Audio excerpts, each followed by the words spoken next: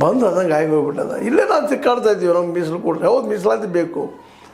ಈ ಮೀಸಲಾತಿ ಬೇಕಾದಾಗ ಎಲ್ಲರೂ ಸಮಾನವಾಗಿ ಹಂಚಿ ಹೋಗ್ಬೇಕಾಗಿತ್ತು, ಎಲ್ಲರೂ ಶಿಕ್ಷಣ ಸಿಗಬೇಕಾಗಿತ್ತು. ಆಗಲಿಲ್ಲ ಯಾಕೆ ಅನ್ನೋದಕ್ಕೊಂದು ಇವತ್ತು ಉತ್ತರ ಹೊಡಬೇಕಾಗಿದೆ. ಇದಕ್ಕೆ ಯಾರು ಮಾಡಿದ್ರು ಏನು ಮಾಡಿದರು ಅವೆಲ್ಲ ವ್ಯರ್ಥ ಲಾಪ. ಇವತ್ತು ಒಂದು ವೇಳೆ ನೀವು ಹೌದಪ್ಪ ನೀವು ಹೇಳಿದ್ರು ಸರಿ ಅಂತ ಅನಿಸಿದ್ರೆ ಮತ್ತು ಅವ್ರು ಯಾಕೆ ತಕ್ಕರೆ ಇವ್ರನ್ನ ಬೇರೆದವ್ರೇನು ಎಲ್ಲ ಶೋಷಿತ ವರ್ಗಲ್ರಿ. ಇಲ್ಲೆಲ್ಲ ಈ ಏನು ಅಂಬೇಡ್ಕರ್ ಹೇಳಿದಂಥ ಒಂದು ವಿಷಯ ಇದೆಲ್ಲ ಅಸ್ಪೃಶ್ಯರನ್ನ ಇವರು ಸಮಾಜದ ತಿರಸ್ಕೃತರಾದವರು, ಶೋಷಣೆಗೊಳಗಾದಂಥವ್ರು ಎಲ್ಲರೂ ಇದರಲ್ಲಿಂದ ಎರಡು ಮಾತಿಲ್ಲ. ಇವತ್ತಿಗೂ ಸಹಿತ ಜಾತೀಯತೆ ಹೋಗ್ತಾ ಇಲ್ಲ ನಮ್ಮಲ್ಲಿಂದ. ಇಂಥ ಪ್ರಸಂಗದಲ್ಲೇ ನಾವು ಇವತ್ತು ಈ ಒಂದು ಏನು ಒಳ ಮೀಸಲಾತಿ ಮಾಡಿ ಕೊಟ್ಟಿದ್ದಾರೆ ಅದು ಸರಿಯೋ ತಪ್ಪು ಅವ್ರಿಗಿತ್ತು ನೀವು ಚರ್ಚೆ ಮಾಡುವಂಥದ್ದಿಲ್ಲ ರೀ.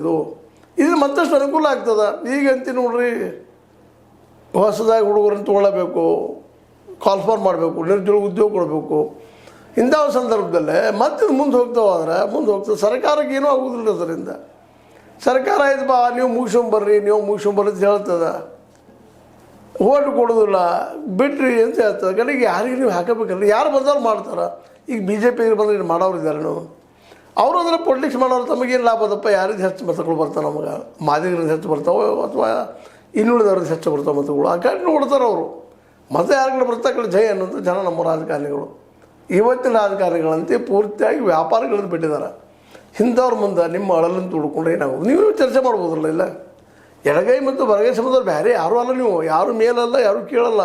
ಇದನ್ನೇ ಬಸವಣ್ಣವ್ರು ಬಯಸಿದ್ದು ಇದು ಬರಬಾರ್ದು ಅಂತೇಳಿ. ಆದರೆ ನಿಮ್ಮೊಳಗೆ ಬರ್ತಾ ಇದೆ ಅಲ್ರಿ. ಯಾರು ಸಾಮಾಜಿಕವಾಗಿ ಶೋಷಣೆಗೊಳಗಾಗಿದ್ದೀರಿ, ಶತಶತಮಾನಗಳಿಂದ ಊರಿಂದ ಹೊರಗೆ